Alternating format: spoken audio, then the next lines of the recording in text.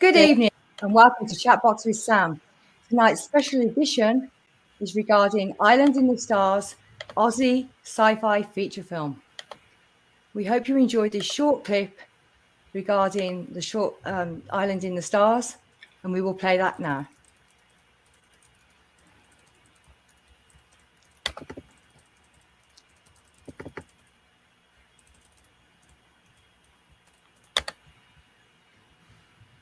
Producer, and what we're talking about is a wonderful film I'll be doing called Island in the Stars.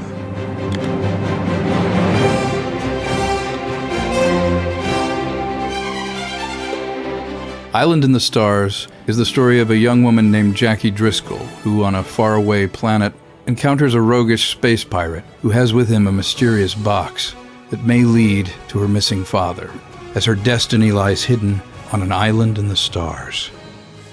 So my name is Emily Coop. I am an actor, singer-songwriter, and I'm playing Jackie. Island in the Stars is pretty much Pirates of the Caribbean meets Star Wars. I mean, it's going to be amazing. It's the kind of movie that 14-year-old Tom would have been like, I want to see this! I have to see this movie! Because I think you should be making films, you should be making art that you yourself want to see. So when we started putting this together, I just started going through my Rolodex of 40 years odd of people, not just people in front of the camera, but people behind the camera, people that I know, calling in favors and talking to people, because I think that this film deserves to have the best. Obviously working with Dream Screens Australia is huge. They're an amazing, talented group of people, and the technology they're bringing into film is just fantastic. It's going to be wonderful, and seriously, I'll be ringing a lot of you up to see this and pestering the heck out of you to get this film made, because I think it's wonderful.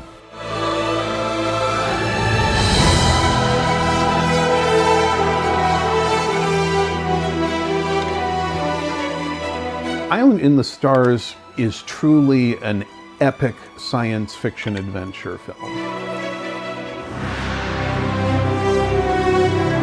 Island in the Stars allows for all of these elements to come together in this confluence of a movie that I want to see, that is a action, adventure, fantasy, science fiction movie. It will be fun, you will love it, and we will do everything we can to make it the best that there is. So please.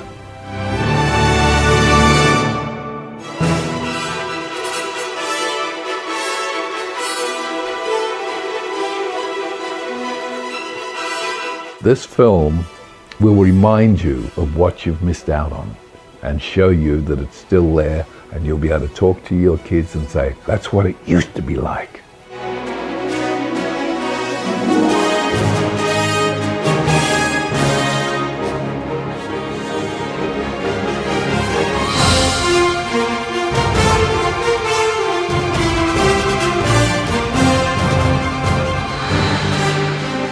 Island in the Stars. I can't wait for you to see it.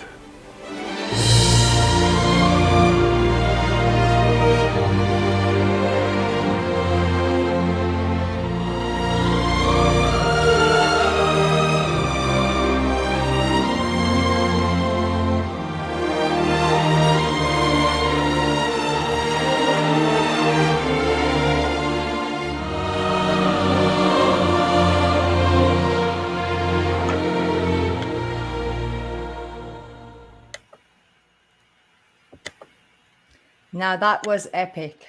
And we have tonight here Tom Konkle, the director, writer and producer. Lucinda Bruce. Hello. Hello, Tom. Lucinda Bruce is the producer. Hello. And joining us will be actor Vernon Wells. He's in Australia right now. Lucinda is in Australia. Tom Konkle is in the United States. There's Bonnie here, co-moderator. She will help you with the live chat. This is an amazing epic film for all the family. And what they want today is for you to be involved. They have an amazing crowdfunding campaign, Indiegogo site, which is in top of the live chat, which is pinned in there. If you go to that, you'll see the amazing perks where you can be involved with this film and you can pick the perks and purchase them, and you can meet and greet Vernon, Emily Coop, Krista Vendy, cast of Island in the Stars. Tom, would you like to share? Sure. First off, really grateful to be here. Your support has been amazing. This whole night is really about a group of people coming together with a purpose, and all of us supporting a independent venture like Island in the Stars. I feel very fortunate that, for the last almost 30 years, I've been making films and videos, mostly for other people, but occasionally for myself. And Island is really the sort of end of a very long journey for me. I got my feet wet doing a kind of effects-heavy film with Trouble Is My Business. It had 2,000 visual effects in it, and it created a world in the 1940s. But something I love is science fiction. And so when I approached this story, I wanted to do something that was a Hollywood-style film. But since Hollywood, I've been knocking and Hollywood hasn't let me in, I needed to find another way to make this film. And so with Lucinda and Mike and Vernon, it's really a bunch of really talented people coming together to make this film. And tonight's launch is an opportunity to buy the ticket when we need you to buy it, for some perks and for access, but most importantly, to keep this thing moving. Your contributions, your support of this film right now allow us to do those steps we need to do to kind of stick it to the man, so to speak, with Hollywood, because we're making a big canvas film, old school, the kind of movie I wish Hollywood was still making. And so I'm really grateful to be here tonight. And thank you, Tom. And I will say this film is made in Australia. The production will be filming in Australia. It's an Australian film, and there's been many amazing Australian films out there. And it's got a fantastic cast. So would you like to share your thoughts, Lucinda, on, you put all the work into the Indiegogo page. The graphics is amazing, so... Well, I wish I could take credit. I wish I could take credit for all the graphics, but that was mainly Tom and Mike that did a lot of those beautiful, amazing graphics that you see. I mean, I put them all into some sort of semblance of an order on the Indiegogo page, but they're creative. Their vision of the story is what's really coming through in that imagery, and that I think we all, whether no matter where you come from, you've sometimes got these beautiful childhood fantasies, these far off worlds that you want to create.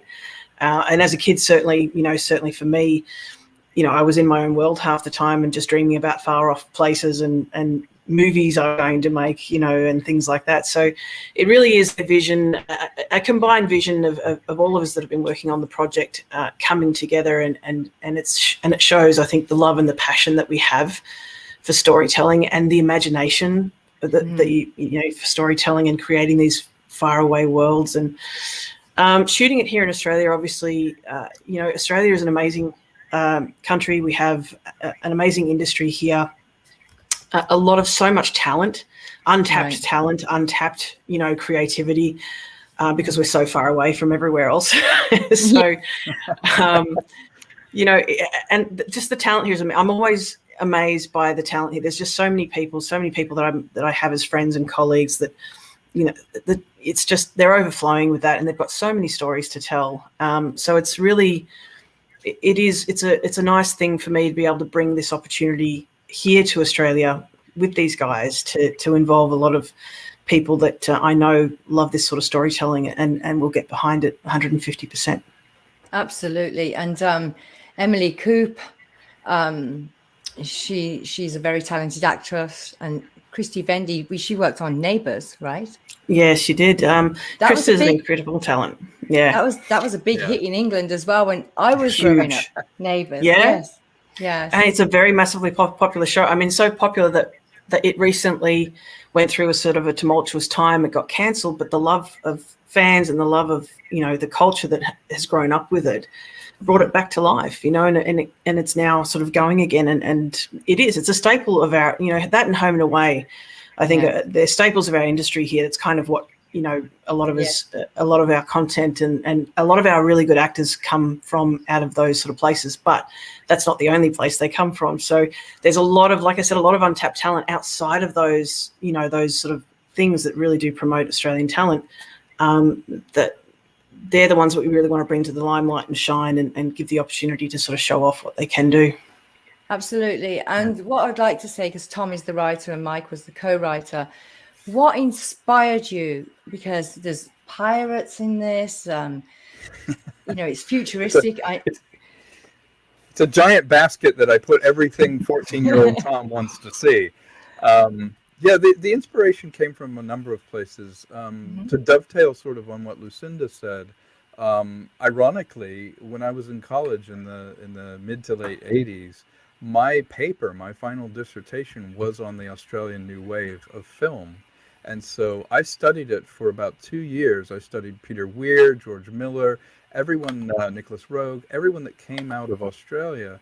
And Vernon Wells was one of the actors on my radar because Mad Max was the first movie I convinced my dad to take me to that was R-rated.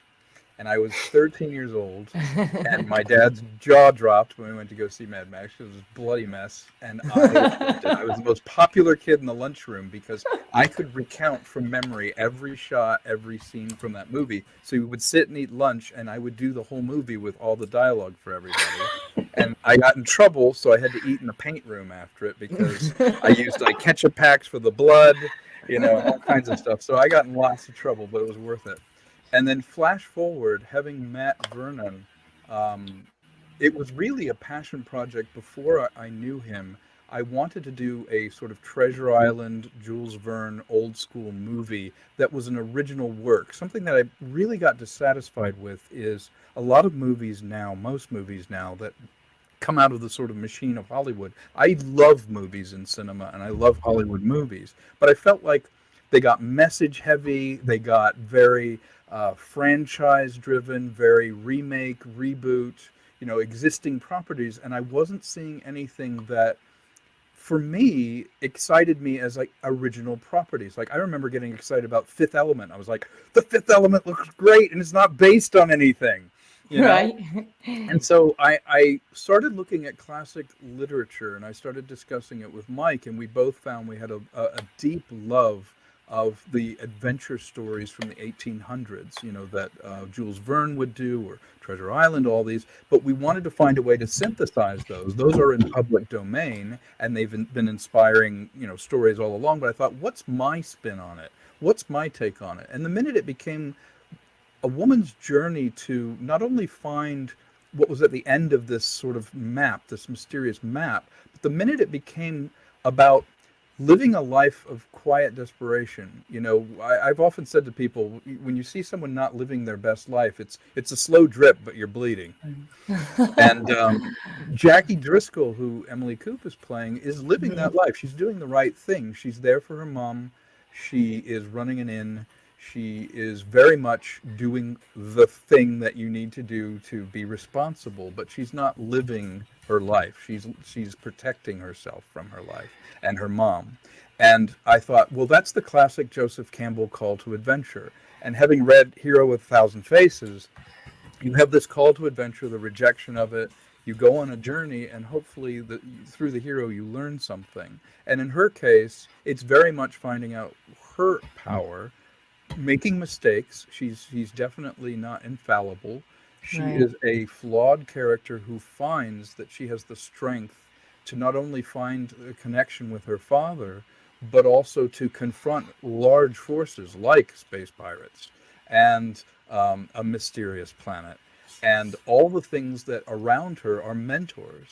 You know, they're older Australian legends that are literally mentoring this character, and she's learning from them. So it's very meta.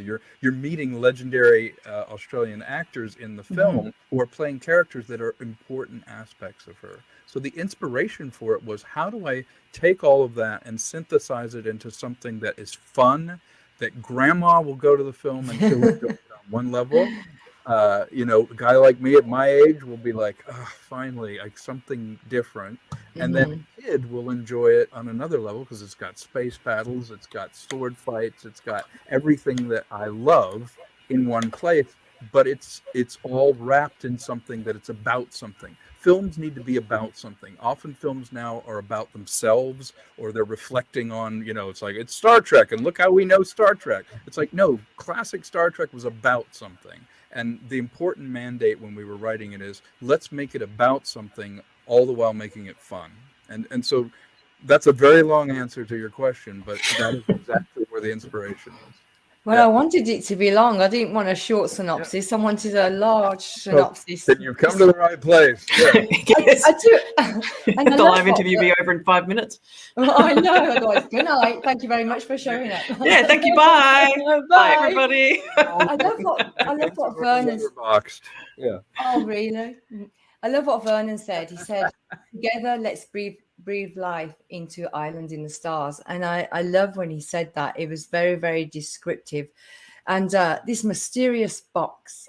And Vernon plays the name. I'm not going to pronounce it because I'm terrible. Argentum. Argentum. There you go. Yeah. Which is a nod to Long John Silver, because Argentum is the word for silver. So the duplicitous Long John Silver pirate character factors very much because it's a bucket list role that Vernon has always wanted to play.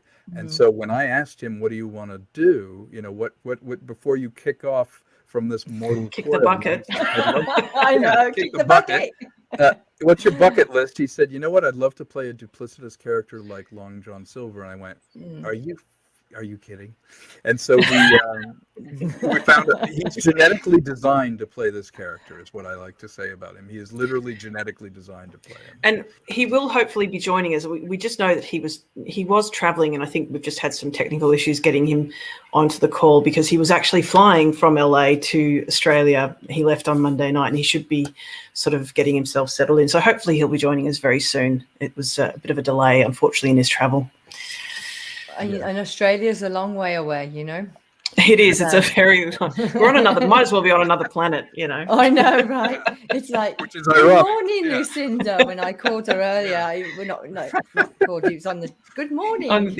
Good morning. It's like, we're in the future. We can see. We can tell you at least 17 hours ahead what's happened.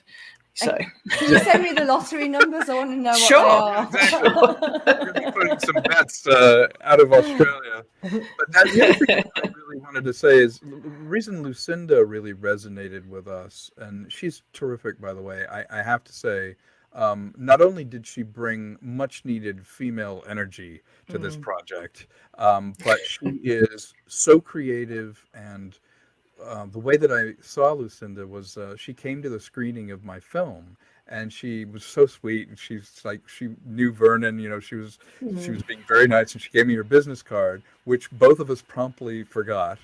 And then a year later, somebody ran into her at the American Film Market and was like, oh yeah, I'm here with Lucinda. And we're like, oh, tell her that. And then we finally hooked up, and we realized that was Eric, wasn't it? It was Eric Erickson that ran into me at the American Film Market. Yeah, good old Eric. Shout out to Eric. Shout out to Eric. Put her in our path, and we would be poorer for not having her. She is a terrific producer. She's patient.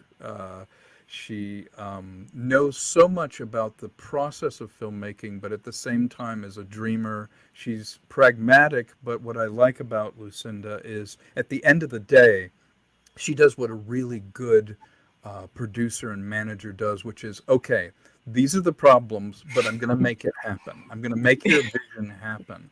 And so anyone that's lucky enough to work with her as a producer, not only does it free you up to be creative, but you're not getting that sort of push-pull where it's just someone saying no and doesn't give you a reason. Or it's not someone where you're like, can I please have rain in the window? And she's like, okay, I hate you want rain, but I will have rain. You know, I will make it rain. She will make it rain, and she's an incredible producer and asset to an independent film. And Tom's okay too. Tom's all right, you know. He's all right, sport. He's all right. No. Keeps me real, yeah. But I didn't want to say that because it's not just a That's gimmick funny, Lucinda. that we're filming in Australia. It's not at all a gimmick. No. It is a conscious decision to find the voice of the characters in the Australian culture, to kind of have fun with the idea of a colonial Australia really becoming a superpower, moving out into space, and a sort of nautical feel to the film. I think audience members are going to love this film because you haven't seen a lot of Australian space operas or science fiction, but there's so much to offer in it. There's an elegance to it, but also Australians are very real. They keep it very real, and they're very good, earthy people. So I think you get the best of both worlds by setting it there. And so it's really an asset that we're doing it there. It makes it sometimes more difficult, but it's worth it.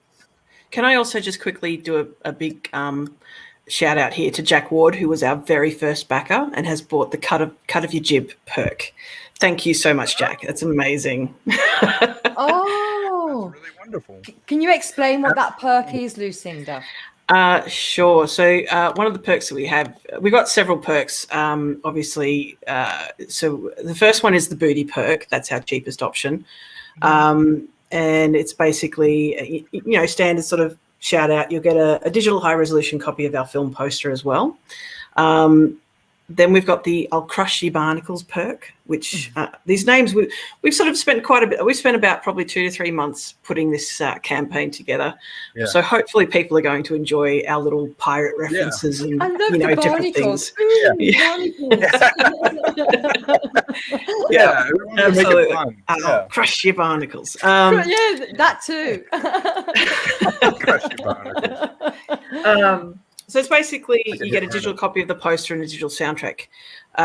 Then one of my favorite ones is the Back from the Dead Red, which is based off a true story of a female, one of the more infamous female pirates from back in the day. And basically you get sort of a digital copy of everything, a special thanks in our film end credits. Behind the scenes perk, you kind of get a glimpse behind the curtain. We'll sort of put out videos. We'll have a behind the scenes videographer and photographers taking photos of everything that's going on behind the scenes, and we'll kind of release that as we're going along to people who have got that perk and want to see. That usually interests a lot of people who love the mystery of how a film was made and don't really quite understand it. So we're hoping that, or just enjoy those BTS stuff. Like I used to love watching them as a kid, and I would always watch the behind the scenes videos of anything that sort of came out because they were always the most fun. Then we've got a Captain My Captain perk, which is basically a digital copy plus an IMDb film soundtrack, IMDb film credit and the digital soundtrack. The Cut of Your Jib perk, which we've got now as Jack Wood, our first backer of, is basically sorry, my computer just froze for a second there. It's okay. We still got you. I'm glad you guys have me. My computer is like, nah, I don't got you. It's like, nah. It's because you're on your own. You're in the future, Lucinda. What do you expect? I know it gets a little bit. It does. It gets a little bit sort of cranky being in the future, but that's okay. So the Cut of Your Jib basically is a digital copy of the script, digital copy of the poster, a Blu-ray copy of the film. So that's our, we're going to be doing Blu-ray of the film and an actual tangible thing, because if a lot of film people, I think, whether you're in the industry or not, people who love film, cinephiles, love those tangible things. We love to have a copy of the film. Like I've still got DVDs and I don't want to get rid of them because I love those tangible. Right. I love the covers of DVDs and Blu-rays and things like that. And I don't know, there's just something, funnily enough, even though it's a very recent technology, there's something a little bit nostalgic about it. So yeah, basically I do love this Indiegogo. I've worked with other people before doing crowdfunding, and a lot of people do crowdfund, and I think it brings a personal feeling from the viewer. I mean, we feel personal when we're watching that movie, and it moves us. Especially me, empathic. It moves me when I'm watching something. I get involved. So it's not just hand your money over. It's be involved with this, be part of it, and grow with us. Because movie making, it isn't a walk in the park. It's extensive hours. It takes a lot of money, a lot of time. lot of dedicated, hard-working time, all hours. It's not a 9 to 5 job. It's excruciating. And talking about that, I know a lot of people are thinking right now, well, aren't we on strike? Well, this film is based in Australia, and Tom is within the waiver rights, and Tom will explain that just a little bit. We're just going to touch on it a little bit so people take that question away from your minds. Of course. Being a member of the unions that are striking, I completely support what they're doing. It's more than a waiver, it's an agreement.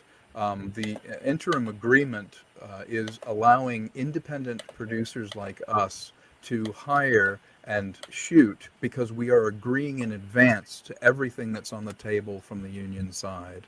And what that means is once things are settled, we have pre-agreed to those terms. We are not subverting those in any way. And we are also creating a film, hopefully, that while there's no product coming out of the sort of corporate, universe of Hollywood, which is who they're negotiating with right now, we can use that to our advantage because we will have a film out, hopefully, that can fill the plug, because we've been down for months here. So hopefully we're able to create this film and create our own Hollywood-style film outside the system. But we definitely are respecting all of the unions. Certainly, I'm a union member, and I agree with all of the terms that are going on. So it's very important. I'm glad you brought that up because, Lucinda and Mike and I talked about this, and not only are the questions of, AI replacing people, but also the streaming issues are absolutely key. We're at a crossroads right now. So not only can you participate in this film and sort of stick it to Hollywood, but you're also putting money into an independent film at a time when Hollywood is falling apart over this. And that's at the end of the day, what we're doing is we're creating our own little ecosystem, our own world to create this thing, and everyone contributing. Not only are you literally in the film, your name, your contribution is going towards making the film, but you're also offering support to people that are struggling against the kind of exploitation that's happening from these corporations. Absolutely, 100%. I completely agree. Is this? Can you read that one? Is the star map anywhere on the site? This is from Bill Kilpack. It's a secret, Bill. You'll have to see. It's a secret, yes. First, you have to donate. That's right. Hello, Bill. Jump on in there. Bill Kilpack is the writer. He's a writer too. That's right. He's a wonderful writer. He also loves science fiction, and Yes. He's super supportive, and I love his work as well. But no, we can't give that away just yet. But if you want a map, there is a perk. You can get a map. There is. There's the star chart vector map perk. So I also want to do a shout out to Maria Nasrallah. I hope that's how you pronounce their last name. She's also backed things. So we're doing well. And I'm just checking. There's a couple of others that have come through as well. So I'll call them out once I figure out who they are. That is terrific. I'm really pleased. One of the things you have to do is really engage with the audience. And I've really found my people here on YouTube by appearing on Robert Meyer Burnett's show and Midnight's Edge and Zach's and found these wonderful people that are frustrated with Hollywood as well, but love genre films like me. Mm-hmm. And as somebody that actually makes them, it's incredible to talk to the people that you're making it for. When you make a film, you make it for you, but you also make it for the audience. And so actually having a conversation with them and engaging with them now makes me feel like I'm taking feedback and I'm finding out what people are looking for and their own dissatisfaction, but I feel them and I know as an audience member, it's like, oh, they're going to like this or they'll love this because you're connected to them. You're not bringing it down from on high. It's not some white paper written by a committee somewhere where it's like, oh, I put this, and this. It's like, no, you talk to people and you find them through YouTube and they're like, God, I really wish films were back like this, or I wish people were doing more original things. And so the power of reaching out through something like this, like the show today, or doing all our social media, that's just part of the dialogue. Right. You have an unprecedented access to people now. And if you're authentic and you mean it and you really want to enroll them in it, it's super powerful. We can create our own entertainment system together. Right, absolutely. And would you like to explain this steampunk? I thought that was very catchy. Lucinda, Oh, yeah. Go ahead. can you hear me, Lucinda? Lucinda? Yes, yes. Sorry, Would I thought you were like- asking Tom that question. No, I'm going to ask you. I think it. Well, I mean, steampunk, I am not by no means an expert on steampunk, and I have several friends that will probably see this, and I don't want to make them face palm themselves too hard. So I won't pretend to know what I'm really talking about. I do love steampunk myself. I see it as it's like, to me, it's like a period of time that's sort of locked, but it's, but then it's sort of like mechanical engineering has advanced and things have advanced, but the time period itself has kind of stayed the same, like the Victorian era or things like that. This more tends to actually fall into a cyberpunk arena as well. There's a bit of steampunk, there's a bit of cyberpunk as well because of the sci-fi element and the space element. So I think, again, though, I don't want to sort of say the wrong thing, and yeah, so we're sort of part of world building is obviously creating a lot of the logic behind stories and films, and not everybody does this, not everybody needs to, everybody writes differently, everybody creates films differently. I love creating the world, and Tom's the same, and so is Mike, and we've had endless hours and hours of talking about the script and the story and the characters, and really trying to workshop the world so that, because I'm a sci-fi nut, I love my sci-fi. I dislike it when a sci-fi comes out and you can tell that there's no real world building being done behind the story. And that's okay. That's someone else's way of making a film, and it's, not a problem. But for me, I love to immerse myself in the world of a sci-fi. I love to get lost in that world, and, it's a lot of fun. So the cyberpunk steampunk element is just a part of it. And, we want to bring in, obviously, concept artists and bring in experts in those areas to kind of help guide us in making sure that we're, getting everything kind of close to right. Absolutely. Yeah. And I want to bring in Mike Smith too to talk about this, because the look and the world building of this was very important to both of us when we were doing it. So let's welcome Mike as well. Yeah, greetings everyone. You can hear me all right? Yeah, We can a little hear you. louder. You can go a little louder. Okay, well, I may not be able to do much about that. I'm calling from the mobile command center. The mobile command. So you can gain me up if anything. That's right. But yeah, the visual and thematic aesthetics for the film were quite important, and something that we both got a kick out of, and which is, I view it kind of as the essence of steampunk, diesel punk, these sort of plays on the cyberpunk genre, is when you're mixing the old and the new, or the rooted in reality with the fantastic, and there were fun examples that we'd seen, like Tom had mentioned Fifth Element a little bit earlier, and some of the genesis of this film just came from the ideas of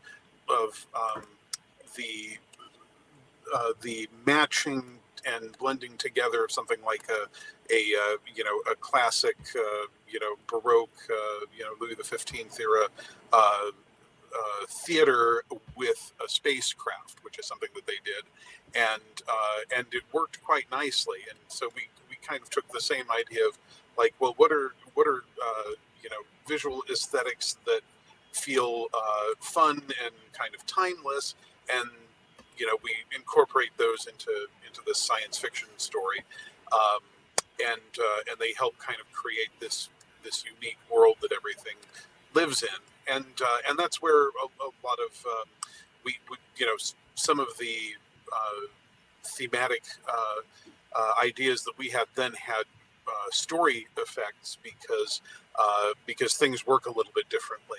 There's plenty of things that probably still are touch screens and digital, but that's not the only kind of technology that's driving things. There are still things that use pipes and valves, and there's there's also a lot more there's a lot more sort of wood and fabric and organic things in sort of a steampunk science fiction universe than there would be in something where just everything is plastic and metal and that's about it. So that drives a lot of what you will see in the film, and that also spread into the ideas of how the film works. Thank you very And much, just Mike. to dovetail off that thought too, for the characters, what I liked is there's a Victorian era aesthetic. And what I mean by that is the manners of, say, Dr. Chesham and his dealings with, Jackie and her mother. There was a formality. There's the tip of the hat. There's almost a naval, a colonial naval aesthetic, like Master and Commander, one of my favorite films. The way that the characters interact forces it to have a formality, which makes all the emotions kind of underneath the surface. It's not like modern day where everyone's like, hey, F this or whatever. They have to talk to each other in a mannered way. And when words are more poetic and they're in a more classical structured way, that repression actually creates that rubber band, which for an actor is really fun because they don't feel contemporary, they feel timeless. And the thing about this film is that it's a timeless film. It's not one where you go, oh, yeah, this was made in 2023. Look how everybody's talking. No, it's Victorian in its manners while at the same time being in the extreme far future. So in a way, it's almost as if Australian culture embraced some of the colonial aspects of their positive colonial aspects, took it out. not the negative ones. Positive colonial aspects. The positive colonial aspects, not the negative ones. Yeah. We've removed the negative ones. Each country's got positive, negative. Yeah. Or the colonial moved era. out into the stars. Colonial era. Yeah, definitely. Yeah. And for me, that makes the characters more interesting. Can I just also do another shout out to Avery Jacobson? Thank you for buying the booty perk. And Jeff Donovan Wade, thank you for buying the Dead Men Tell No Tales perk. I love that perk. Thank you. Can you explain that perk? Terrific. Let's tell people what the perks are. All right. So the perks, basically, I went through, I think, a few of them to begin with. I just wanted to quickly touch on, I've got a question that someone has asked in the Facebook Live chat that I wanted to quickly touch on before we move on to the perks, if that's okay. So Jack Ward asked, will there be an opportunity to try to organise local showings of the completed movie? I'd love to get some showings in the theatre here in Halifax, Nova Scotia. First of all, shout out to Nova Scotia. That's awesome. Hopefully, That is amazing. I mean, our aim is to do a theatrical sort of release of the film. But yes, if we do well and we reach we reach sort of our tier of funding, a certain tier of funding, then we actually are planning on potentially doing some private viewings for backers in different areas, depending on the sort of demand and ask for it and the locations. But I mean, we can't forget about Nova Scotia. It's an awesome place. So, we never know. Absolutely. We never know. Hopefully we can do something sort of local in that area. But thank you for asking the question. So I think I went through the first few perks up until, what was it, the cut of your jib? I think I got up to, wasn't it? The toe one, yeah. The Dead Men Tell No, The Dead Men Tell No Tales.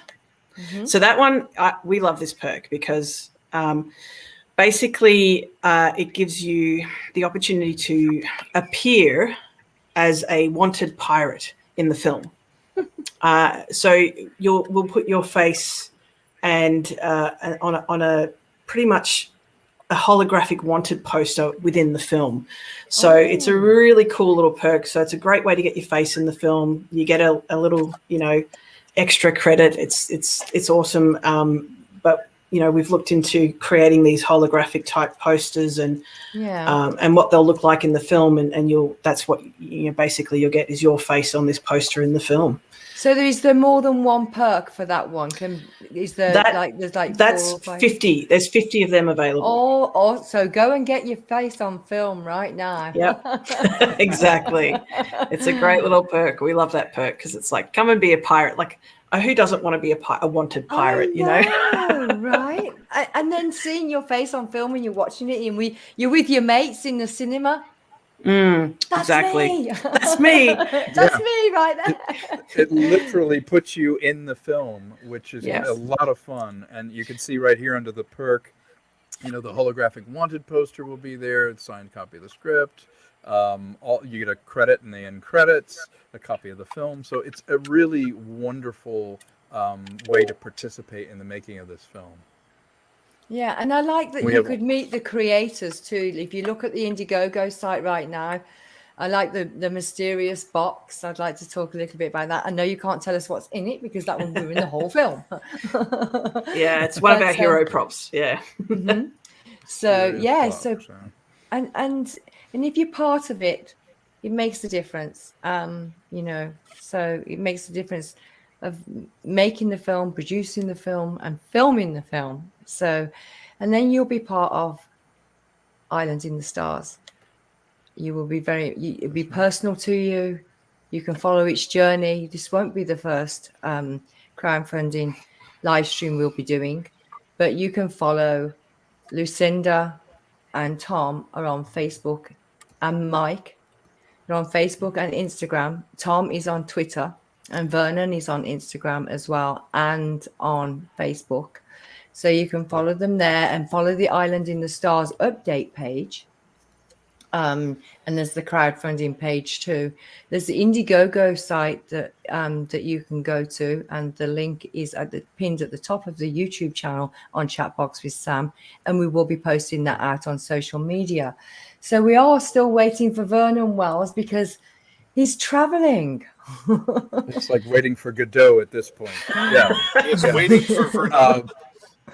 Waiting for Vernon. The other thing I wanted to say is this also gives you, depending on what perk you decide you want to do, unprecedented access to us.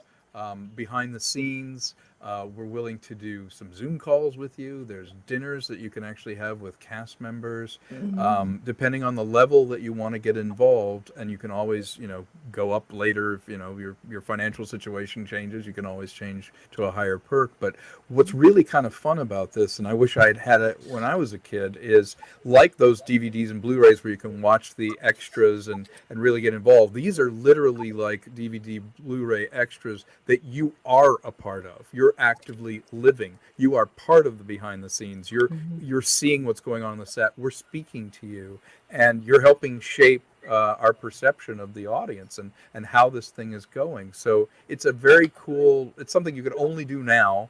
And I think it's one of the positive ways you can use technology and social media to give people access to the creative process. People just want to be told a good story. At the end of the day, we're trying to make a great story, and we're trying to get people enrolled now because it's very, very hard to move all the pieces that need to happen and the money that needs to happen to just get this thing off the ground. So it's a great way to buy the ticket now when we need it, but also know that you're part of the extras. You are the behind the scenes. You're the people that are part of the process of making this, and you'll have access to us. And I think that's very cool.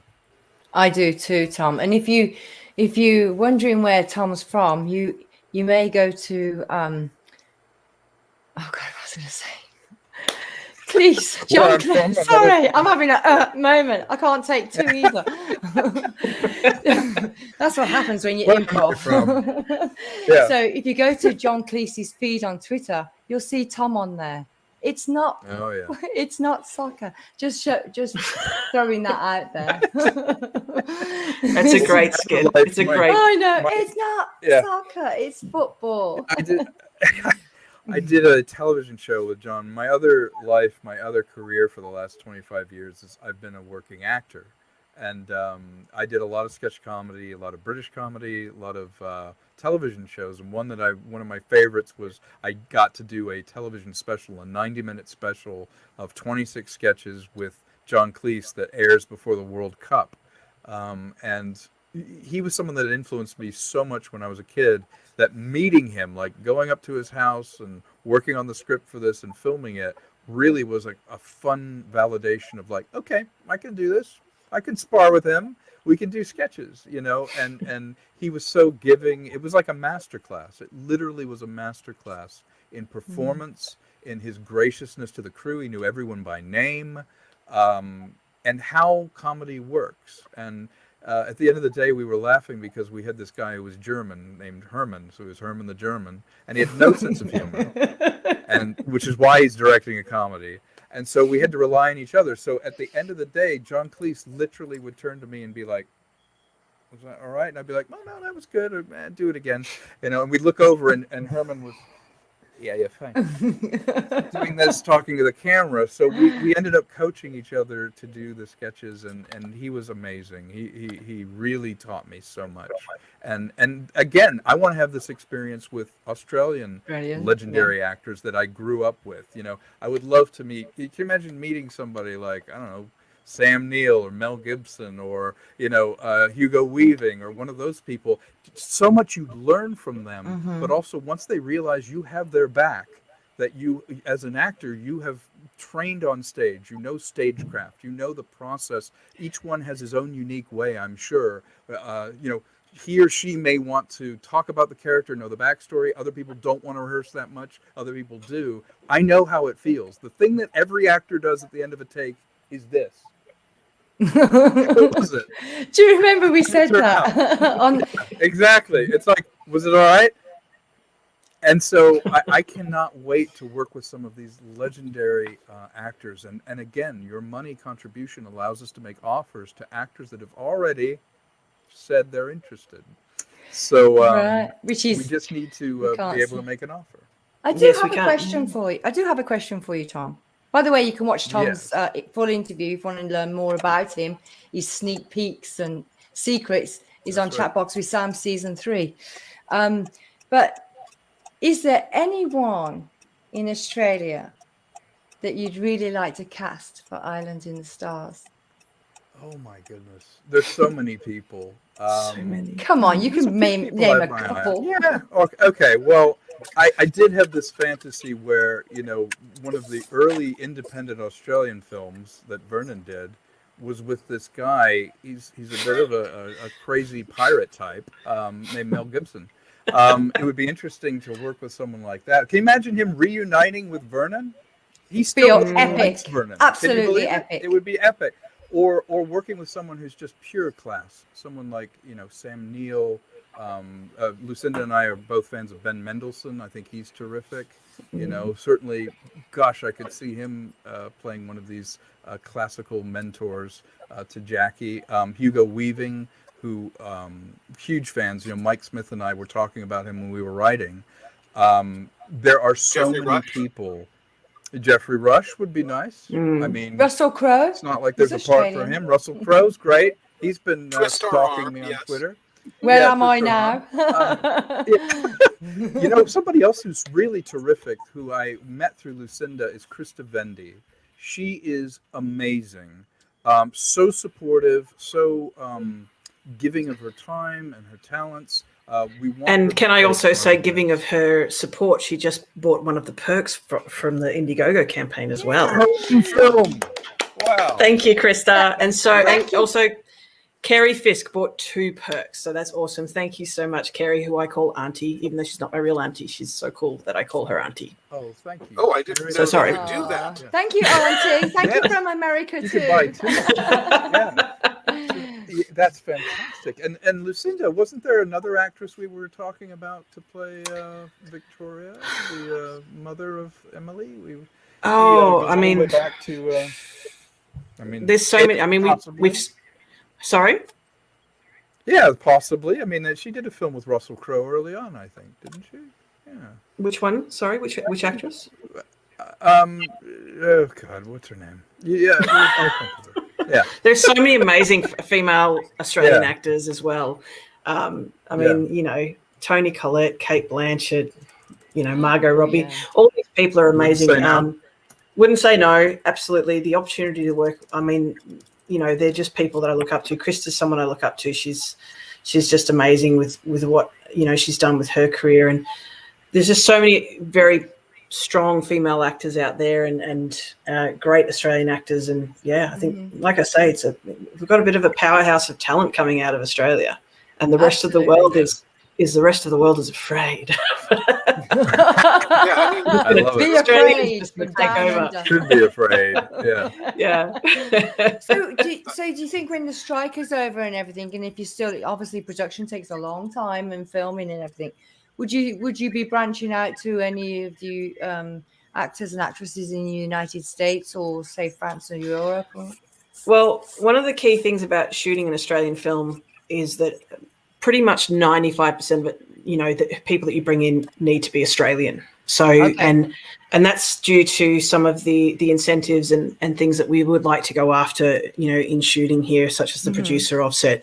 So there's not a lot where we can pull from too many other places and sources unless we start looking at, say, doing a co-production or things like that. So as a purely Australian production, we're looking to have kind of pretty much all of the talent and crew Australian.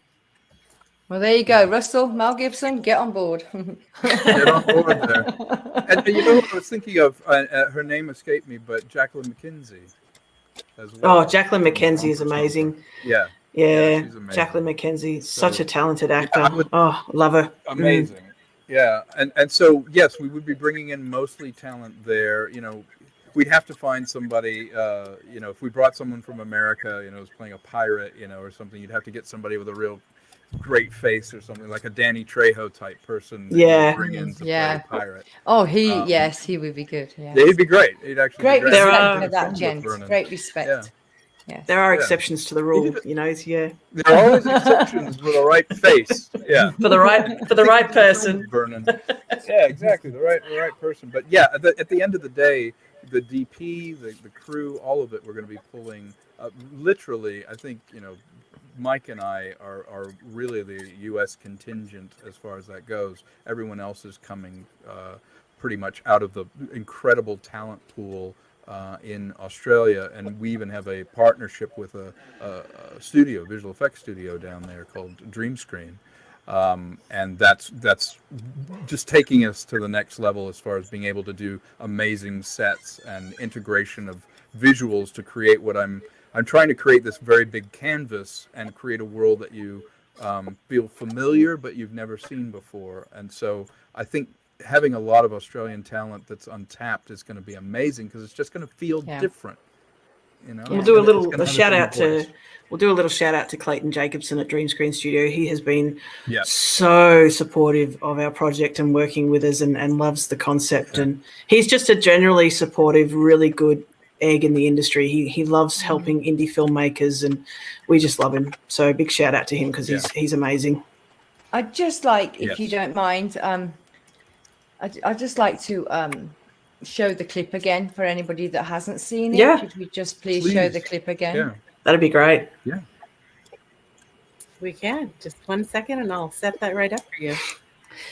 Sorry, Please stand by. I was going to sign language. If you heard a squeak, that was my dog Zeus. He just decided to let himself in, because he can do that. He's magic. Oh, and Auntie Carrie says, "Don't forget, I'm an awesome chauffeur." She is an awesome chauffeur. She provides awesome chauffeur services for all our talent. So, and what we're talking about is a wonderful film I'll be doing called Island in the Stars.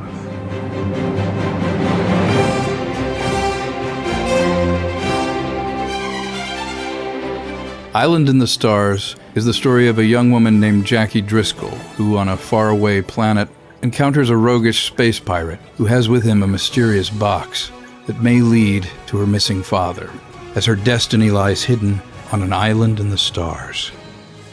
So my name is Emily Coop. I am an actor, singer-songwriter, and I'm playing Jackie. Island in the Stars is pretty much Pirates of the Caribbean meets Star Wars. I mean, it's going to be amazing. It's the kind of movie that 14-year-old Tom would have been like, I want to see this! I have to see this movie! Because I think you should be making films, you should be making art that you yourself want to see. So when we started putting this together, I just started going through my Rolodex of 40 years odd of people, not just people in front of the camera, but people behind the camera, people that I know, calling in favors and talking to people, because I think that this film deserves to have the best. Obviously working with Dream Screens Australia is huge. They're an amazing, talented group of people, and the technology they're bringing into film is just fantastic. It's going to be wonderful, and seriously, I'll be ringing a lot of you up to see this and pestering the heck out of you to get this film made, because I think it's wonderful.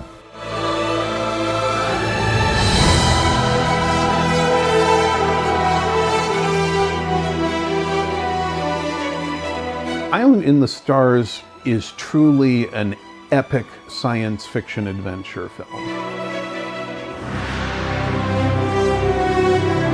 Island in the Stars allows for all of these elements to come together in this confluence of a movie that I want to see, that is a action adventure fantasy science fiction movie.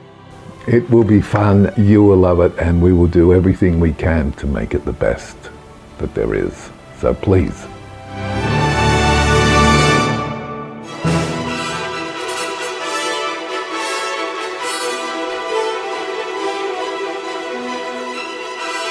This film will remind you of what you've missed out on and show you that it's still there, and you'll be able to talk to your kids and say, that's what it used to be like.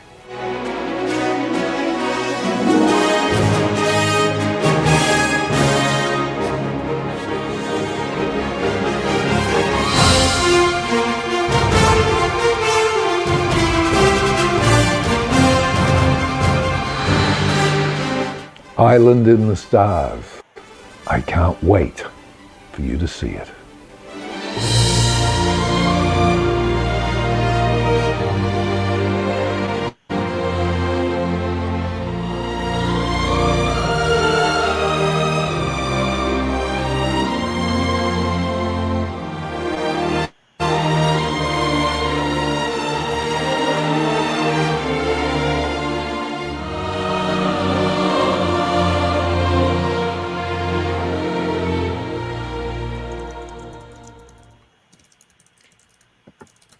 I love the graphics on that film. Absolutely epic, amazing. I can't wait to watch it myself. Yeah, that's literally the music I was listening to when we were writing it. Really? That's, Yeah, see, yeah, that's a behind the scene moment Yeah, right behind there. the scenes. Yeah, Mike and I love to write. We're both freaks for soundtrack music. Like we will stump each other by playing tracks and go, name the movie, name the scene, name the year, name the composer, and I don't think we've really stumped each other very much. Really? And maybe Mike wants to speak to that. The musicality of film is so important to us. So I don't know, Mike, you want to jump in on soundtracks?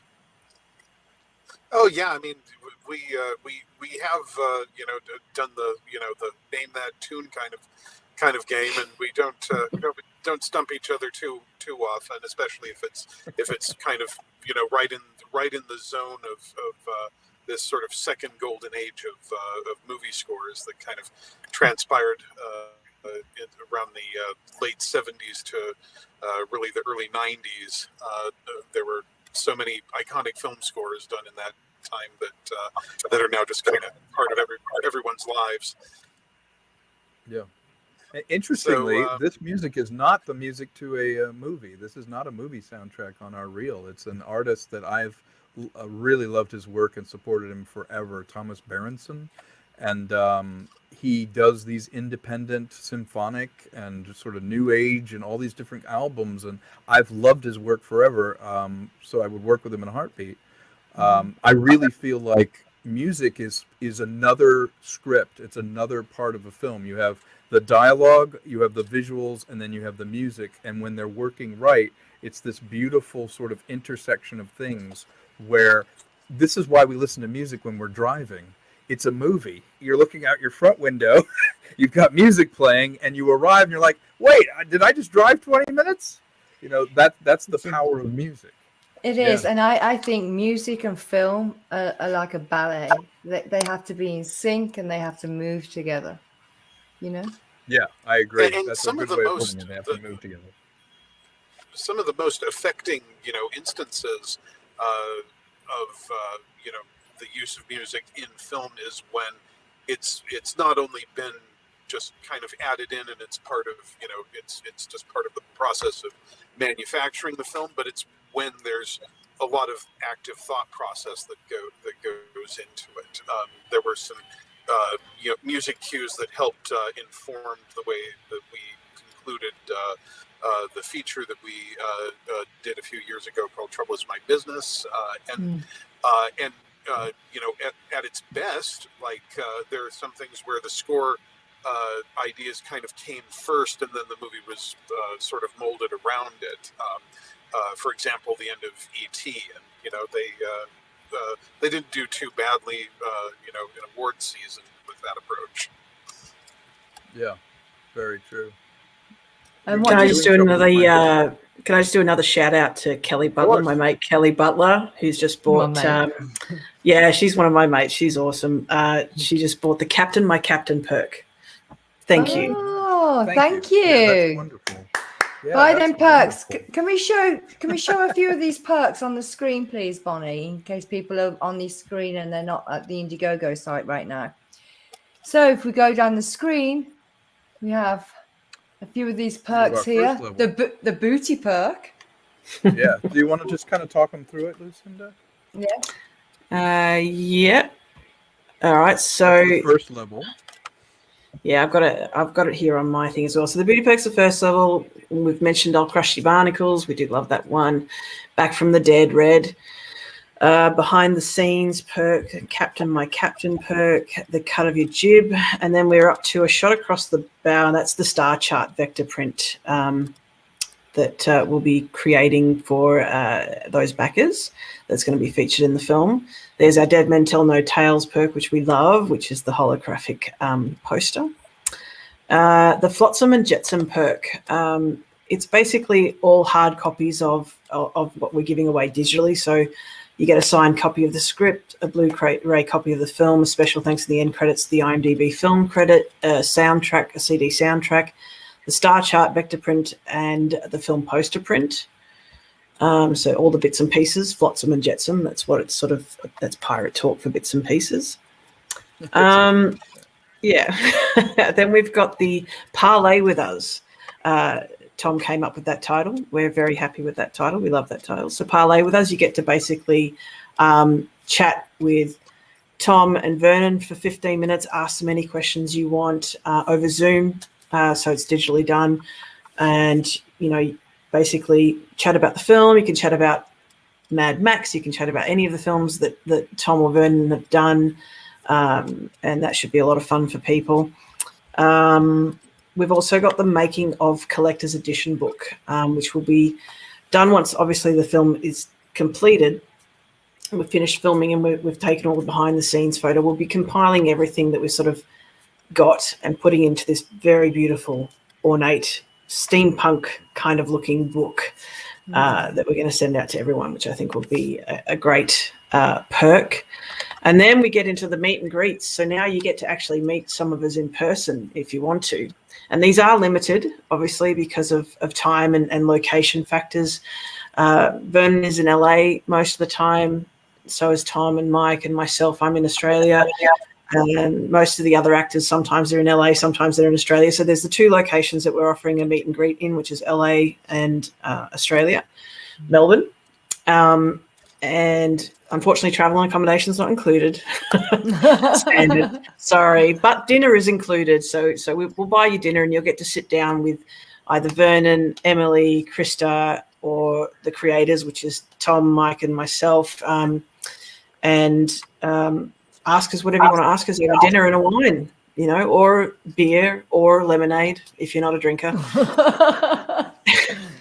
There's options. Yeah, there's options. So that's what you get.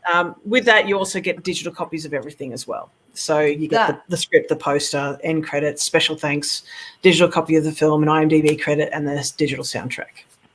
That is an amazing perk, though. Meet and greet, dinner, glass of wine, glass of lemonade.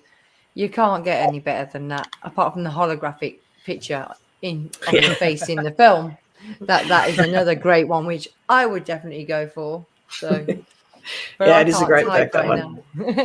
It's always fun to be able to actually, to actually chat about stuff. Vernon is a legend. He's got so many credits, film credits, hundreds. He's worked with And so many everybody. good stories. So It's many good Spielberg. stories. Yeah, he did Inner Space and Commando and Road Warrior, and he's done all these amazing Power Rangers, and he's done it all, and he's a real character. He's great I feel like the meet and greet is really your opportunity to connect with him, and he will feel appreciated that you did this perk, but also hopefully we can express to you in person how much it means to us that you're enrolled in the film and you want to do it. If you're willing to put that money down and help us make this dream happen, it's the least we could do is to thank you and talk to you and sit with you a bit and find out your own tastes and your own love of cinema. We want to hear your story. Thank you, Bonnie. Is there anybody in the chat? Could you move the screen across, please? Is there anybody in the chat, Bonnie, that's asked a question that you'd like to moderate? I'm not seeing any on YouTube. Lucinda, I think you are able to watch on Facebook there. Yeah, so I've got Facebook. Some questions there. There's been a few. I think I've answered most of them already. I just want to say thank you to again to Avery, who's posted to her Insta and FB and TikTok. Gotta love TikTok for all the young kids out there. Yes. So thank you, Avery. We appreciate you doing that. And you will be, if anybody's bothered to read through, they'll see why simply sharing our campaign is worth the effort.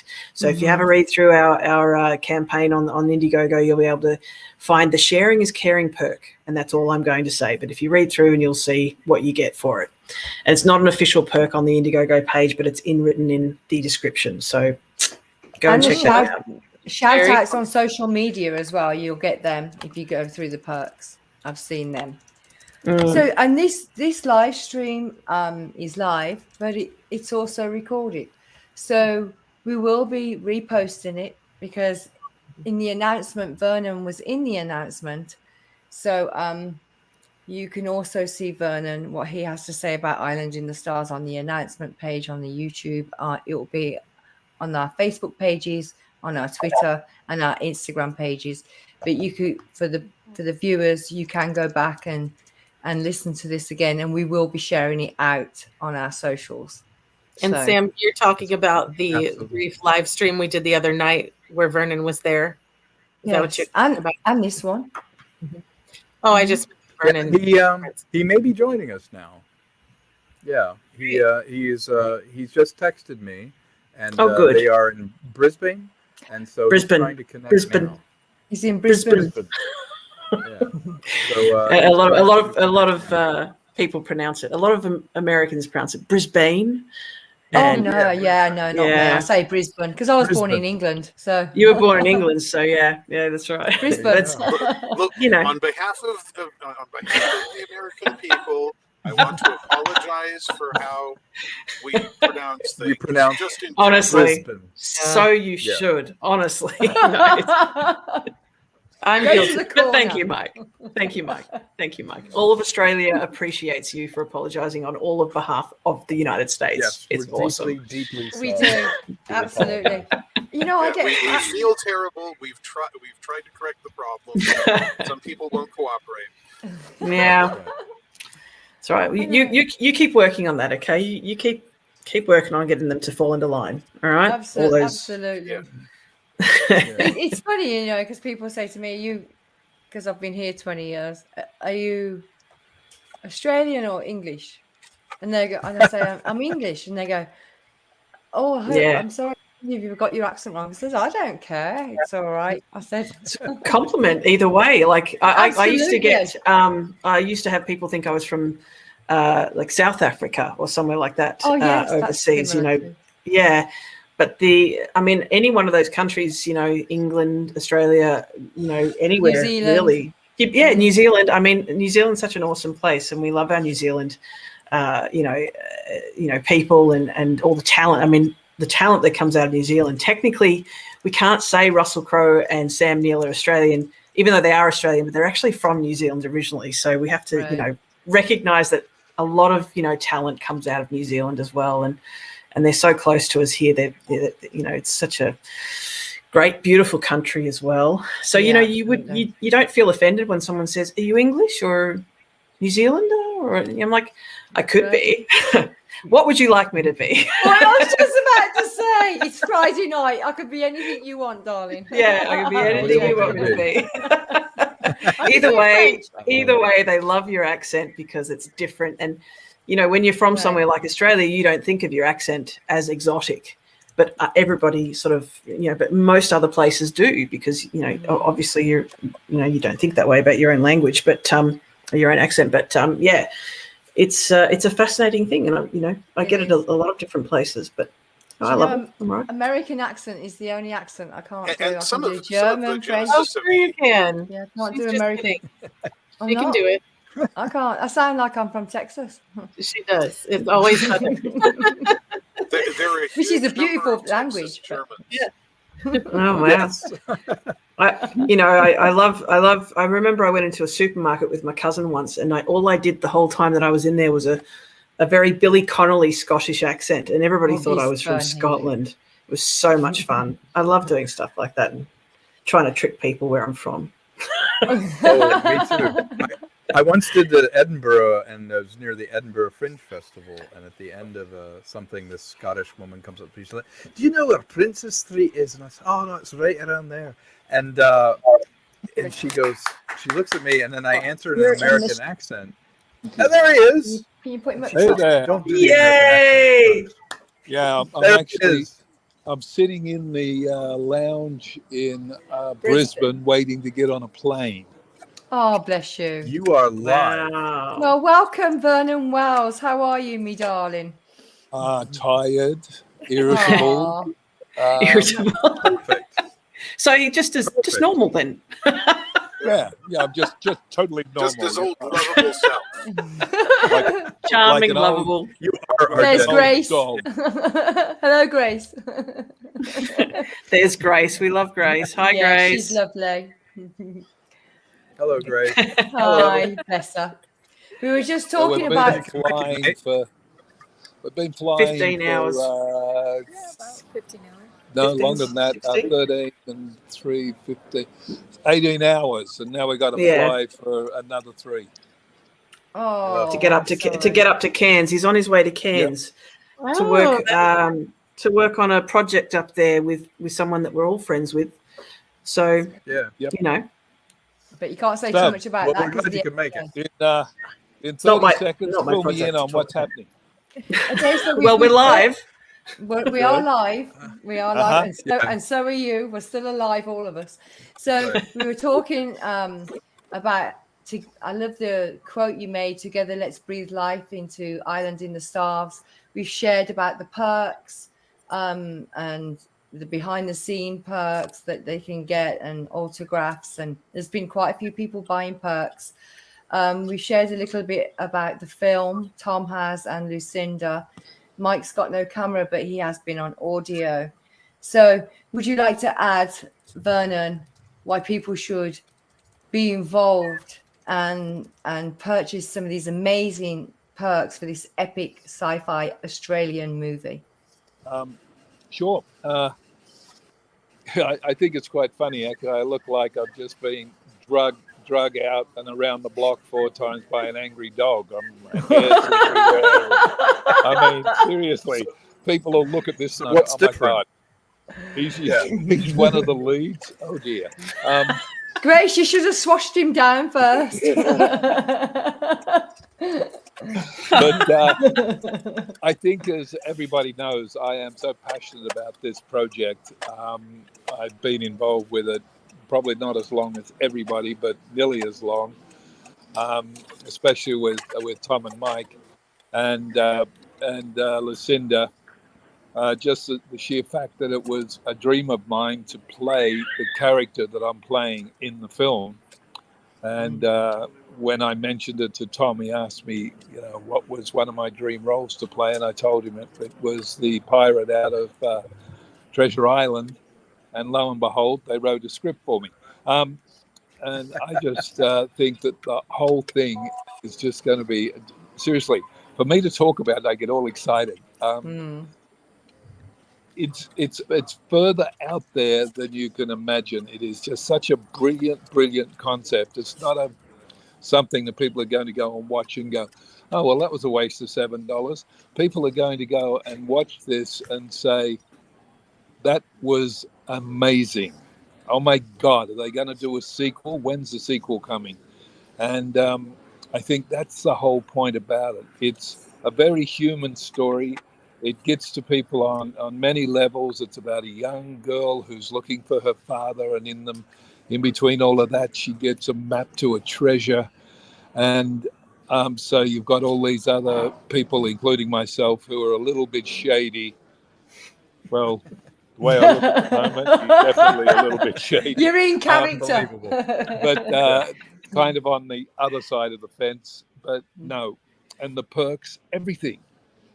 Tom and the crew, and they've just gone way above and beyond putting together the most amazing package for this presentation and for what we're doing, the fundraising at the moment. And I've never seen anything like it. I've been in this business for 3 weeks? No, a little longer.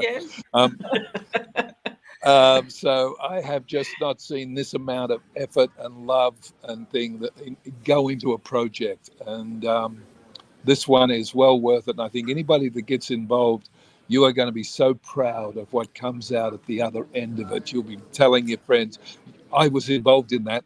I put money into that.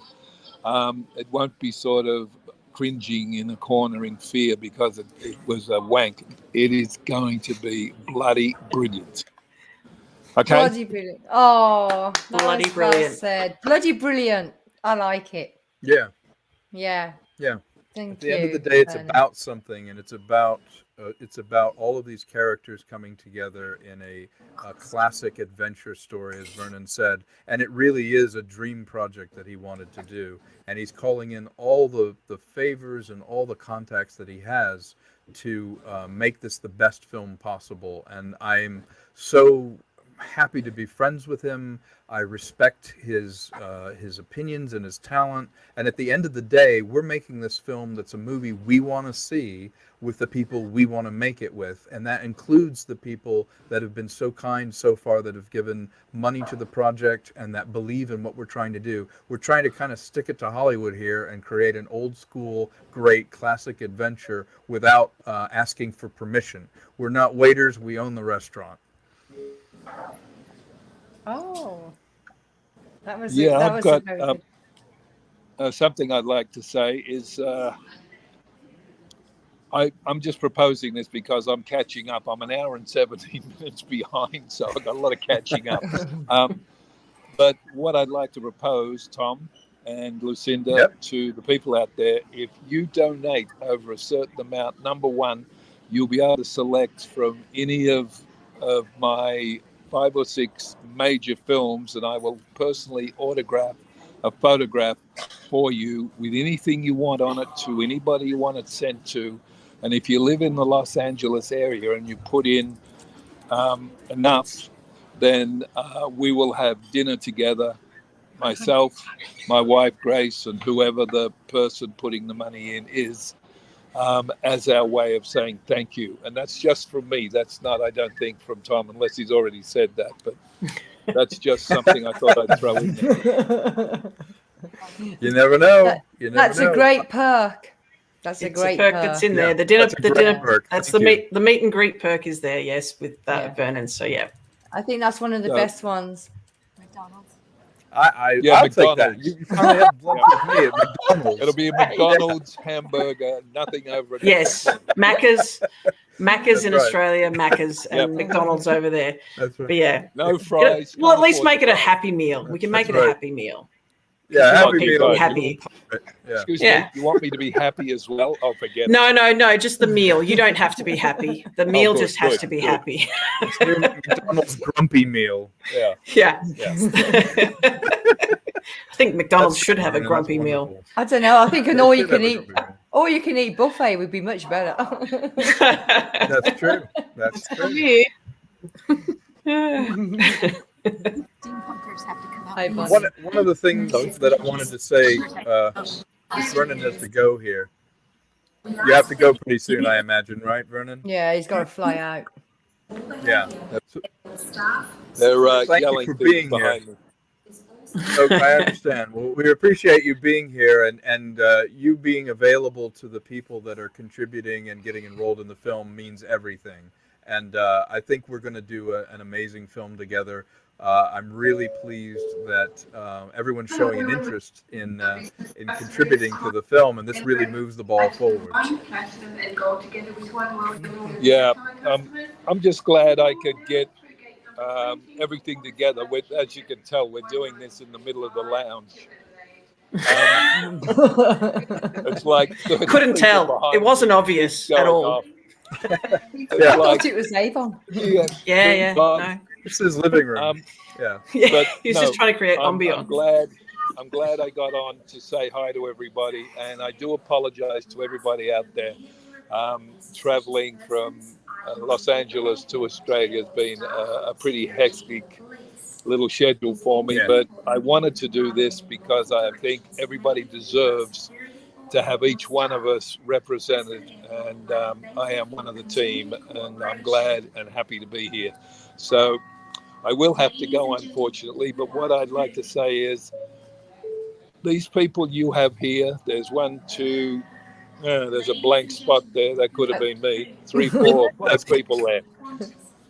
There are 5 people sitting there who are some of the most professional, incredible human beings who put their life on the line to make this work. Never forget that you'll be with one of the best teams around when you get involved in this project. And I'd just like to thank everybody, and especially you guys. I do apologize that I couldn't come on for the whole show. That's right. We're just glad you could make it. I will talk to you later, and hopefully everything goes well. Vernon, you have a safe journey, you and Grace. I'm sending you well wishes. Thank you, guys. Thank you for being here, and get some rest, both of you. That's the most important. I'm keeping my eyes open. I'm awake. Okay, you take care, sweetie. Thanks, guys. Love you all. Love you too. Thanks, Vernon. Love you. God bless. Love you. God bless you. Bye, Grace. Bye. Oh, Bye, Grace. Bye. Oh, he's one of my favorite. Hi, Grace. Hi, sweetheart. Hi. She's beautiful too. Okay. Yeah. Now we get to the theater of turning it off. Yeah. Okay, well, there you had some private, personal moments from Vernon Wells and his beautiful wife, Grace. And he is truly an amazing guy. I've met him myself in person a few times, and Tom too. Yet to meet the beautiful Lucinda and the very large dot there, Mike Smith. We call him the just give it time.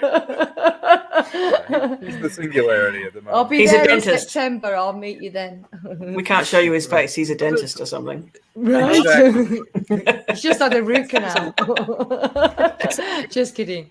Anyway, We're stepping it up to do a reveal later on. absolutely. Right, exactly. He is literally Oz behind the curtain. Yeah. The Mike Smith It before says and about after. Vernon that he was willing to come in here, doesn't it? It's amazing that Vernon would take the time to pop in and say hello to everyone. It just shows what an amazing. He plays villains, but often people that play villains are the sweetest people in real life, and it's very true with him. I can. Can I get a couple of the? I think Mike is. Is he really going through a drive-through? Oh my God. Only on Chatbox with Sam Live. Wow. Through the showing how we're all human, we're all familiar, yet uniquely different. He's just ordering the Happy Meal in advance for the dinner. That's all. Right.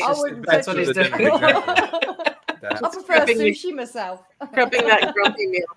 Yeah, he will be grumpy by the time that meeting comes around. I think if he's getting it today. I know, he's making me hungry. Oh no! Now, if you were taking me to a sushi restaurant, I'd be all. But I went through a McDonald's once. Just improv. I went through a McDonald's once and had Bonnie on the phone. I think, and I think I just said forget it and just drove off because no one ever understands me at all going through a drive-through. I remember that did happen. Yes. And because their words are different. So, if you go through a drive-through here, Macca's is a bit different. McDonald's is different because they actually use the word ketchup for their sauce. But here we normally call it tomato sauce.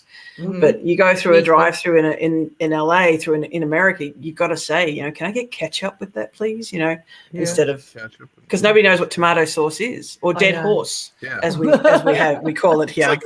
I'm sorry, what is tomato sauce?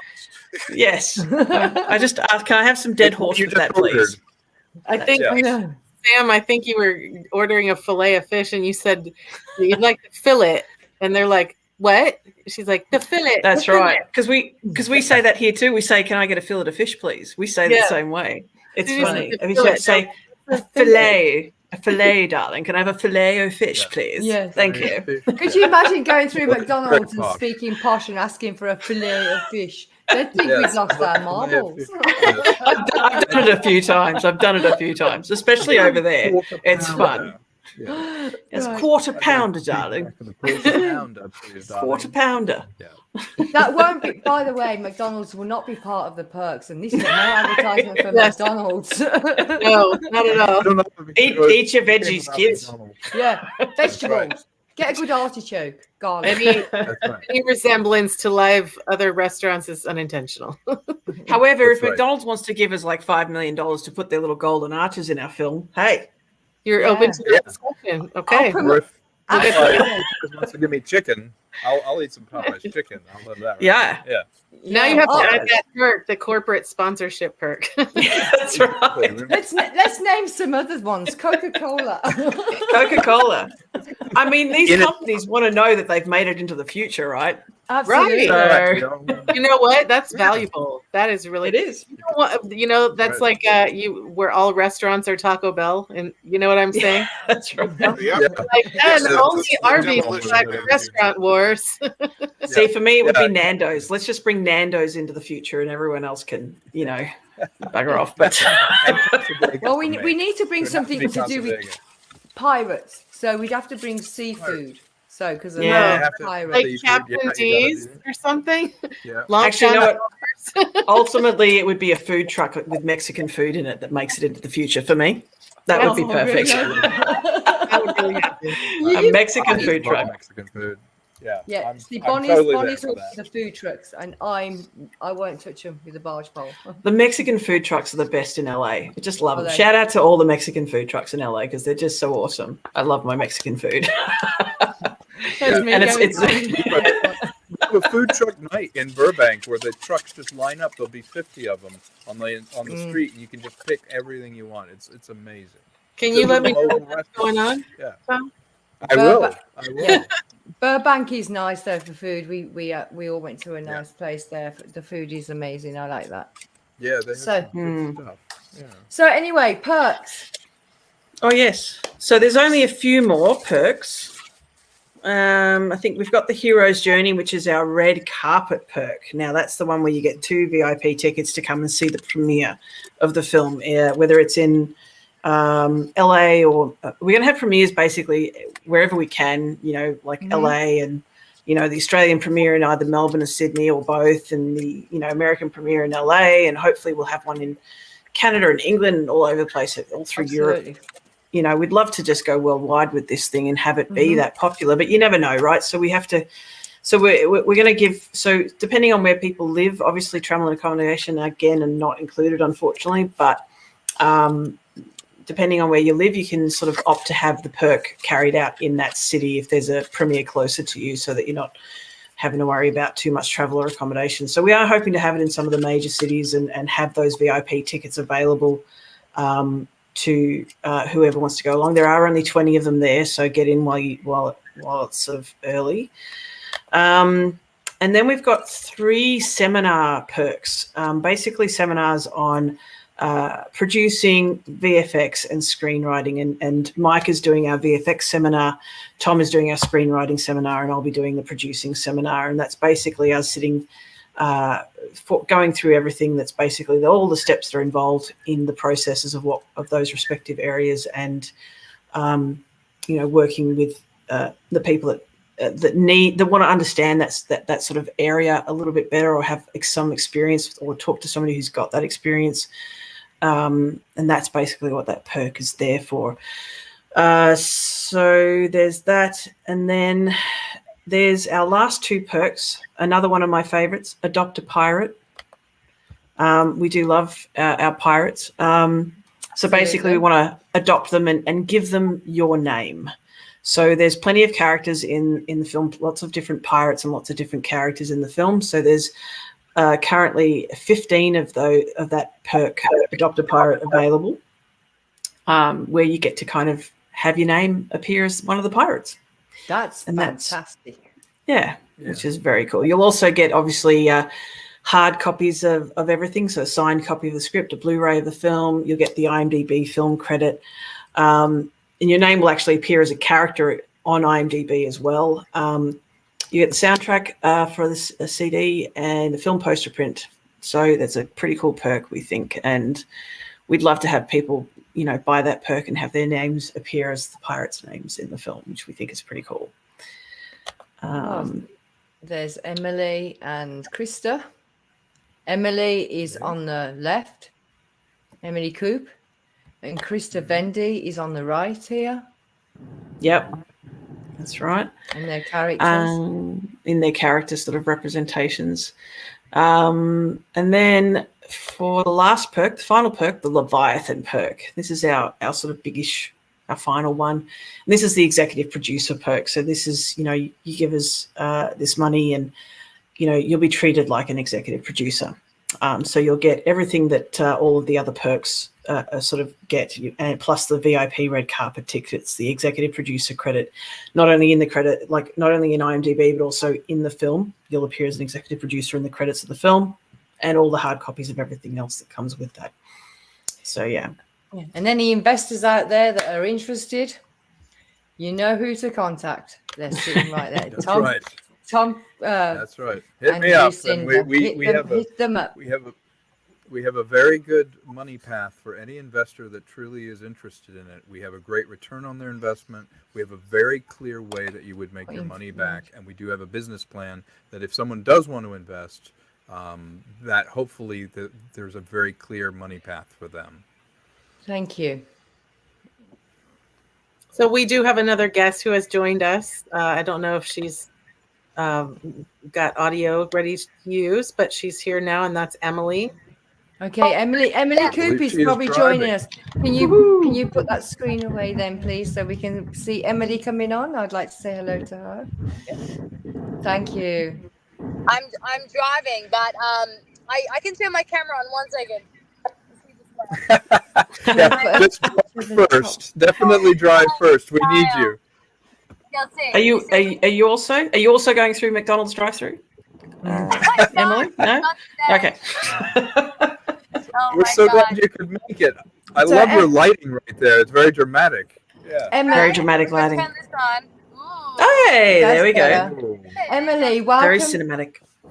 Emily, welcome to Chatbox with Sam live stream for Island in the Stars. I've been sharing with the audience and the viewers of your character that you play, and that you're very much you're very much part of this film, Australian sci-fi film project. Would you like to share your thoughts? We did see a little clip of the video, and we know you're an actress and a singer. Have you got any words for the viewers? Yeah, I mean, just that this project is something that Tom and I have been talking about for years, actually, and something he's really passionate about making. Same as Vernon, like, and I just know that, like, if we get this made, like, it would make both of their lives. So I feel like, yeah, like, I just want to help get this made as much as possible. And I think it's such a unique idea. Yeah, it's like Pirates of the Caribbean meets Interstellar meets Star Wars, like, two of my favorite films. So yeah, I think it'd be so much fun to act in, so much fun for the world to see. So yeah, it definitely has a place in the world out there. So. Yeah, it is amazing, and I know you'll be playing as well with Krista Vendy and Vernon Wells, and I just think that's amazing. The graphics just in the trailer, in the sneak peek trailer, is fantastic. Would you like to share how did you meet Emily, Tom, Lucinda, and Vernon's not here? I will start with this. First off, I want to say she is amazing to me. This is really an opportunity. Yeah, I mean it. When I met you, I knew that you could carry this feature. I knew that with all your training, your charisma, you have a kind of off-kilterness that I love. That I feel like this is your chance, that all boats are going to rise, that you are more than ready to carry this film to move to the next level. And I am really happy that the universe kind of put us in the same orbit with each other. And when this film came up, I was like, there's no other, I didn't even look at anyone else. You are our Princess Leia. And I feel like the fact that you're an Australian actress is just, it happened to be a plus, but what you bring to the table is your charisma. And when I was even directing you when we did our temporary version of this, I feel like you brought your own quirky takes to everything. And as a fellow actor, your ability to say, yes, let's do it, and just jump in is so refreshing, because you're going to bring that to the film, you're going to bring it to the role, and it's such a wonderful time that we can include you in this. And I'm really grateful that you've gone on this journey with us and that you really want to be in the film. I think we lost her. We did. We just lost her. She's driving. Yeah, she's driving. Yeah, but really, we're honored to have her. And have you met her, Lucinda? Have you actually met No, her? I actually haven't met her yet because of, like the last, 3 or 4 years She's that we've back. been working on this. From outer space. She's back. She just dropped in? She's back. Yeah, Emily is back. Sorry, it's my Wi-Fi. Yeah, it's okay. No, you're right. No, Emily and I haven't met yet because we've been working on this for the last 3 or 4 years and that whole time has been pandemic. Just so everything's been via Zoom and, but hopefully soon. I mean, I am planning on being over in LA very, very soon. So, I'm looking forward to meeting her in person finally. Yeah, we will definitely all get together. Mike has met her, though. Mike Smith has met Emily. We went to a birthday party of hers. And Mike, if you're on. Oh, yes, I'm here. Yep. So you and I both agreed when we were writing that it was really Emily's face and voice that just perfectly fit with what we're doing, yeah? Yes, it was actually quite remarkable because we had entertained the idea of Emily working with us in this role during the writing process, and then it was really like seeing the stars align when we shot some parts of the dialogue for test purposes. And Emily truly made this script come alive along with Vernon, and it was quite remarkable to see, and it felt so right that we were all the more confident that we'd made the right choice, and that this project was the right kind of project for us to all collaborate on. Yeah, absolutely. Yeah. Well, I remember even when we were filming, Mike kind of went, she's like Jane Seymour, she's like Carrie Fisher, she's amazing. I'm like, I know, that's why she's here. Yeah, she was very beautiful, Emily. You're very beautiful. Yeah. Oh, thank you. I'm glad you can tell from this upward angle of my car through the You're especially beautiful when you're menacing. Are you in Los Angeles, Emily? I am, yes. Oh, good. I'll come and meet you myself. I'll be there September. Yeah. Oh, perfect. Yeah, shoot me a message. Yes, I will. You know. I want us to do another shout out to Bill Kilpack, who's also bought our Shot Across the Bow perk. Thank you, Bill. Woo, Awesome. Bill Kilpack, he's a writer. Thank you, Bill. You are awesome. That's awesome. I can't because my phone's off. But I Thank you will. so I much will definitely. Yeah, absolutely. So you're that's great. Emily, for popping in. I know you're driving. I don't want to distract you, but we also have an exciting little interview reel coming up that will be on our Indiegogo page in the future, where we get to see more of her thoughts. And I love the way it turned out. But that's one of the extras that will be. So keep coming back to the Indiegogo page. We're going to be dropping different sort of deeper dive interviews with each individual person as we go, and hers will be one of the first. Absolutely. Thank you very much. Yes, because Emily does play Jackie Driscoll in Island of the Stars. That is her character. So she's one of the main characters with Vernon. So look for her on screen in Australia. Yes. Oh my god, I'm so excited, guys. Well, yeah, thanks for having me. Yeah, I guess I better go so I don't. Yeah, please drive safe. Thanks very much, Emily. Thank you, Emily. Tennis rematch soon. Oh my god, yeah, let's do it, Tom. Sounds good. Bye, Take guys. care. Nice to meet you. Bye. Good night. Drive. Bye. Be safe. Bye-bye. Bye. See ya. Yeah. Bye-bye. So everybody, we're going to wrap this up in a minute, but obviously we're going to have a few last words from Tom, Lucinda, and Mike. I want to also thank Bonnie, because without Bonnie doing all the behind the scenes stuff for this live stream, she's far more computer savvy than I am, and I would not be able to have done this without her. So thank you, one of my best Thank friends, you, Bonnie. best Awesome. friends, Yes. and yes, we all thank and you. collaborator. Yes, Yes. she's wonderful. So thank Bonnie, you, you're Bonnie. amazing. And while you're doing it, Samantha, you've been amazing too. Yes. This is all about people coming together that are like-minded and helping each other out. And Absolutely. You didn't need to do this, but you did, and it shows a lot of both of your character, that you've given your time and you've taken it on, and you feel like part of the family now. So we're very grateful for you.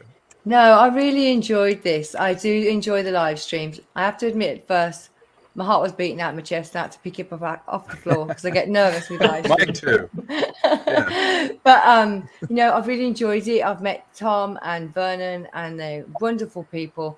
And if you can help a friend out, then help them out. And anything in the future, if you need any more live streams, Bonnie and I would love to help you with that. Obviously, so this is an amazing project, and if it was something that wasn't going to be amazing, I'd be like, yeah, I'm going to pass. I don't think we're going to do a live stream on this. I don't think it's going to work. I'm a bit busy washing my hair. Or I would. Got a headache. Sorry, I've got a headache. That's the classic, isn't it? Sorry, love, I've got a headache. Sorry, I've got a headache. So yeah, at the end of the day, thank you so much for giving us the opportunity to meet you, Lucinda, wonderful person, and thank you. Let's hope that people go in and want to be involved. The perks are amazing. They are amazing. I've done live streams before. These perks are fantastic. Meet and greets, VIP, dinner, McDonald's, sushi, whatever you want. It's going to be great. And then Nando's, and that too. Having your face on screen, having your name as a pirate, it's just fantastic. So please be involved in this. They are within the waiver rights. They are filming in production. We support the strike and everything. They support the strike and all the actors in the United States. They truly do, because I know Tom personally, and we've had many conversations, and he's 100% behind and in union. So this is an Australian production within a waiver. So just know that and be part of this amazing. Just look at the graphics on the trailer. That's just the graphics. No one's replaced with AI. Obviously, everyone uses AI, but no one's replaced, and that's the difference. So check the perks. Follow Lucinda on Instagram and TikTok, Facebook. Instagram, and Facebook. Yep. And the TikTok. I don't do the TikTok. I've got it. I don't do it. TikTok. I'm like, I haven't got enough TikTok to be on TikTok. All the young cool kids are on TikTok, apparently. All the kids are doing it. I know, TikTok. And I'm like, my granddaughter does it. I'm like, oh, I ain't got time for that. Anyway. And Tom is on Facebook, Twitter, and Instagram. Bonnie is on Facebook, Twitter, Instagram, and all over my feed. So, and then Mike, where are you? Mike Smith. Mike's on Facebook. He's on Facebook. He's on Facebook. Vernon's Facebook, Instagram. Barely on Facebook. And Emily will be certainly on reachable Facebook. through Luminactus. Yeah, we have our website, luminactus.com, which is the production company, and we are certainly reachable there. Okay, well, I'm going to say goodnight. Any last words before we say goodnight?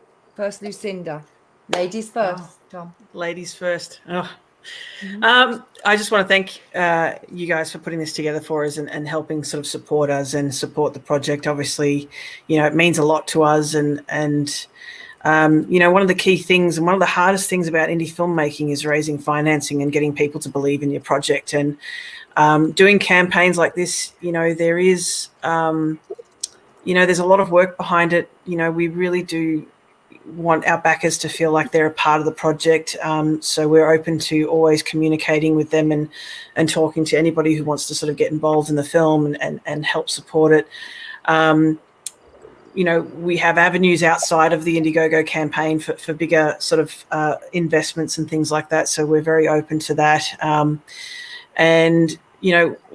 We love our indie films. This is the struggle. This is the hard part, getting the money, because you can't really get people attached until you have the money. It's a bit of a vicious loop, unfortunately. Sometimes you need the money to get people attached, but you need the people attached to get the money.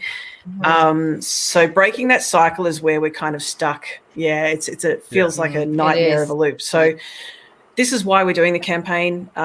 We're doing it to just get that initial sort of money to help get the right people involved, get our concept artists on board, get lawyers on board that can help us break that cycle and get real deals on the table, and hopefully get some of these actors that we're looking at involved in the project officially. And we've got the script going out to actors even now, and we're hoping that they will jump on board as well.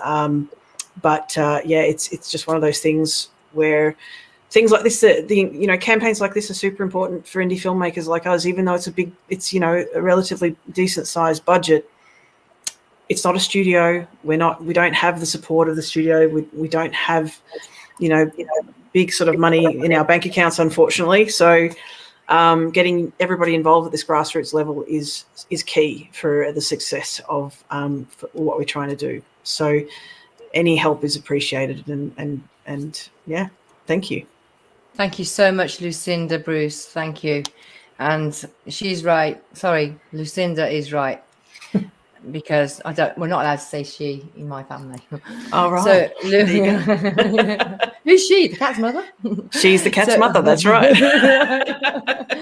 Yeah. So I was always like, "Oh, sorry, Mom." She didn't read it. So there is a lot. It's a true story. There is a lot of work that goes into this, and if you become involved, you'll find out how much work that goes into these film productions, how much time it takes, the behind the scenes, and you will be involved and be part of that. And it's something, when you are part of something, you take it with you, the memories, and you can share with your family and friends too. Please share this interview, this live stream out to your friends. Go to the Indiegogo site and look at the trailer and see what you think, and follow people on social media for updates. They've got Island in the Stars pages on Twitter, Facebook, and Instagram, and TikTok. So please follow them. Tom, last words for you, please. We want to express our gratitude for your support, your belief in our vision. These contributions for the crowdfunding campaign are going to help us exceed our wildest dreams at this point. It's really nice to see it all coming together, both on the audience side and people enrolled in that, but also on the creative side with all of you coming together around it. You can see these are some great humans. Vernon and Emily and Mike and Lucinda and Bonnie and Samantha. These are people you want to spend time with. And you out there, you are the stars. You know, in Island in the Stars, your generosity basically turns everything we aspire to into a reality. And your belief in this project will bring us closer to sharing it with you and sharing it hopefully with the world. And we're all taking a journey here. It is more than just a crowdfunding campaign. We're kind of all sharing an adventure like the film. And your involvement right here at the beginning is making every step of this possible. And you are valued and you have an impact. You know, contributions, big or small, are going to leave a mark on this project. And your support helps us make leaps that otherwise are impossible, because we don't have, as Lucinda said, we don't have deep pockets. We are scrappy little independent storytellers, and you are helping fulfill this promise. We promise to make every moment, every scene, every frame worthy of your trust. And this ongoing partnership is something that, you know, your name is going to be etched in there in our gratitude. And we, from the depths of my heart, I really want to thank you for being part of this and really bonding with us over this crowdfunding and the film. It just is a shared passion for the arts, and thank you so much for having us. Thank you so much. As I said, go to the crowd, the websites. You have a website, go there, look for updates on social media. Thank you for being here today on Chatbox with Sam. Please like and subscribe the channel. Tom also has a YouTube. Please like and subscribe on his, and follow us on social media. And there'll be more to come. Stay tuned. Good night. Blessings to you all, and be safe and be kind to each other. Thank you. Right. Au revoir. Thank you so much. Thank you. Auf Wiedersehen. Tschüss. Ciao. Ben. Adios. Now, salute. Cheers. Salute. Cheers. Cheers.